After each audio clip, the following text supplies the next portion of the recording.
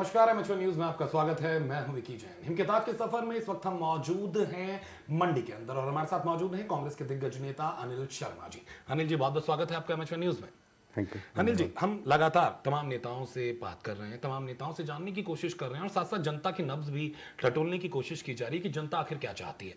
तो कांग्रेस की अगर हम बात करें, आपकी अगर हम बात करें, तो जनता के बीच आप किन वादों को लेकर जा रहे हैं? क्योंकि मैं यदि अपने चुनाव क्षेत्र की बात करूं जी तो 1962 में पहला चुनाव मेरे पिताजी ने यहाँ से लड़ा था। जी तो लगभग 50 साल हमें यहाँ से हो गए चुनाव लड़ते हुए, जहाँ से हम लगातार लोगों की आशाओं पे उतरे हैं जी और आशाओं पे उतरते हुए लगभग हमें हमेशा जीत मिली हमें।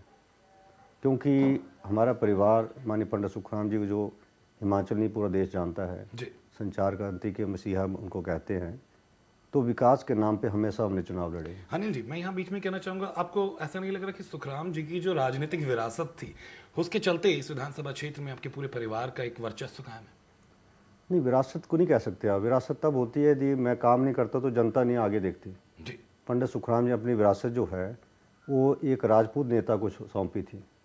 जब उन्होंने दिल्ली चले गए थे पार्लियामेंट में, तो यहाँ से डी ठाकुर जो आज भारतीय जनता पार्टी के उम्मीदवार हैं, अपना सब कुछ विरासत उनको सौंप दी थी और आशा की थी कि वो उनके काम को, जो काम उन्होंने अधूरे छोड़े थे, उनको पूरा करते। परंतु 5 साल के बाद वो बुरी तरह हारे और अगली बार उनको 9,000 मतों से वो हारे थे, इसलिए उनको कांग्रेस का टिकट नहीं मिला।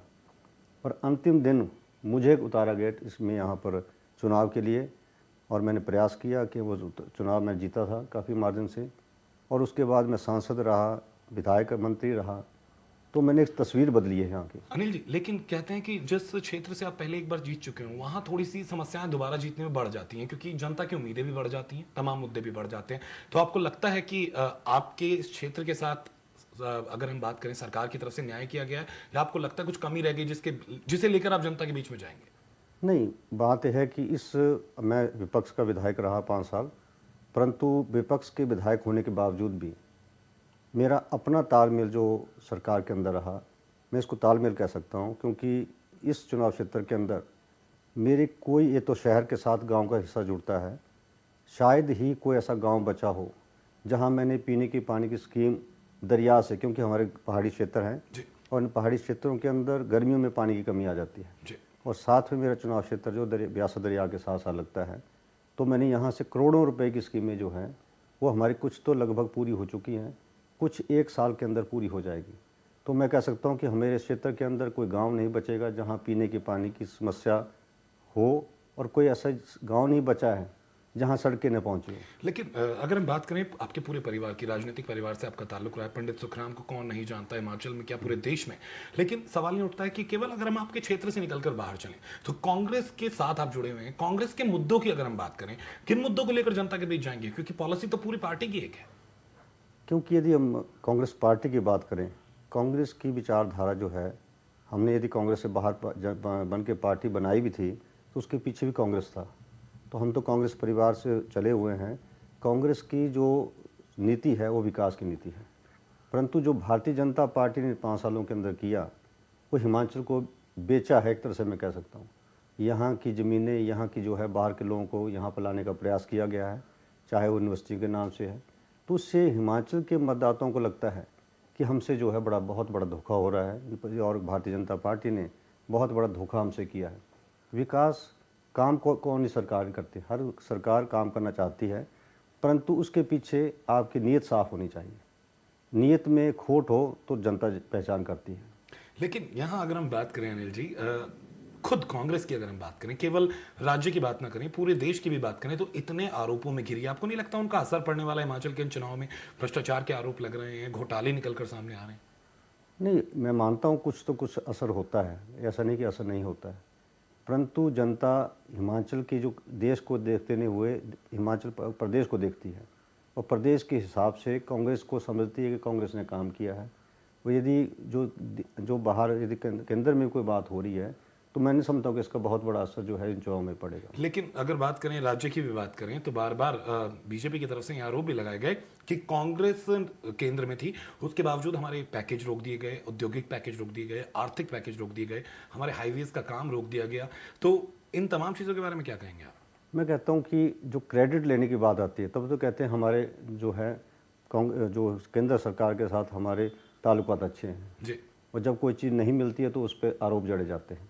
मैं कहता हूँ जितने नेशनल हाईवे यहाँ को मिले हैं वो भी कांग्रेस की देन है।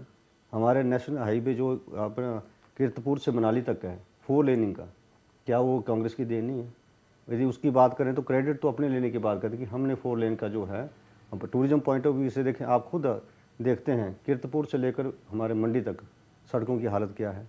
यदि टूरिज्म को बढ़ावा देने की बात करते हैं 4 लेनिंग के लिए पैसा केंद्र सरकार दे रही है।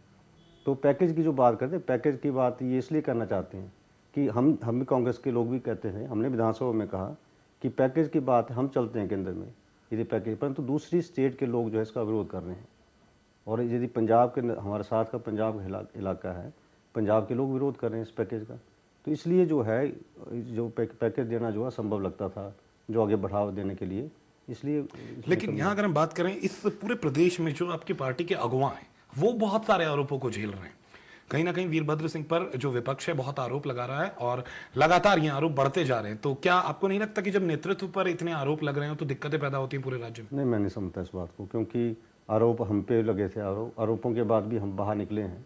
लोग आरोप किसी के ऊपर भी लगाए जा सकते हैं, परंतु आरोप जब तक आरोप तय नहीं हो जाते और प्रूव नहीं किए जाते तब तक आरोप ही रहते हैं। बिल्कुल। लेकिन कांग्रेस की यहाँ पर बहुत सारी दिक्कतें भी निकलकर सामने आई।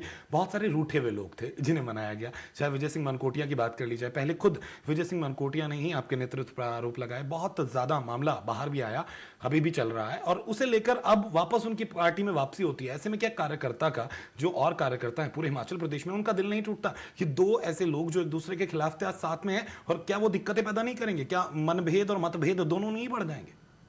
नहीं, मतभेद हो सकते हैं, मनभेद शायद अब कम हो चुके होंगे, क्योंकि ये तो केंद्र के पार्टी के फैसले हैं जी।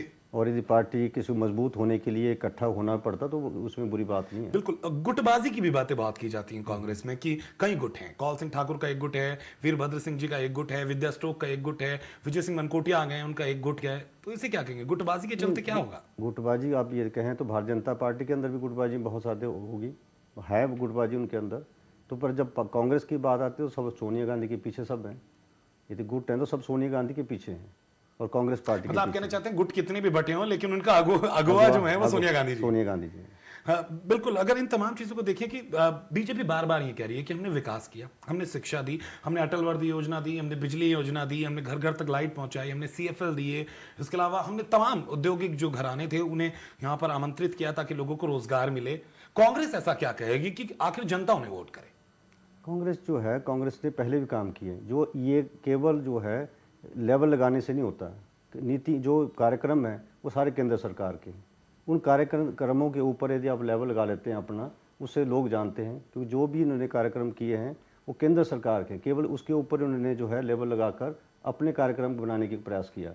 परंतु इसको हिमाचल की जनता जानती है कि सब केंद्र सरकार के ही कार्यक्रम है जिनको उन्होंने लागू करने का प्रयास किया और उसके ऊपर लेवल अपना लगाया। लेकिन अनिल जी, यहाँ दिक्कतें यहाँ पैदा होती हैं कि आप जिस घराने से आते हैं वो कांग्रेस के साथ जुड़ा रहा, लेकिन उसके बाद वो कांग्रेस से अलग हुआ, एक नई पार्टी बनाई पंडित सुखराम जी ने, हिमाचल विकास पार्टी। उसके बैनर तले चुनाव भी लड़े गए, जीते भी गए और उसके बावजूद उसके बाद बीजेपी को समर्थन भी दिया गया। तो ऐसे में एक जो डावाडोल वाली स्थिति होती है, आप फिर कांग्रेस में हैं आप लोग और कांग्रेस का साथ दे रहे हैं, तो आखिर इतना ज्यादा बदलाव क्यों? एक कहीं की स्टेबिलिटी नजर नहीं आई, कहीं कभी बीजेपी की तरफ कभी कांग्रेस की तरफ, और एक बार खुद की अपनी पार्टी और उसके बाद फिर से कांग्रेस हमने छोड़ी नहीं थी जी।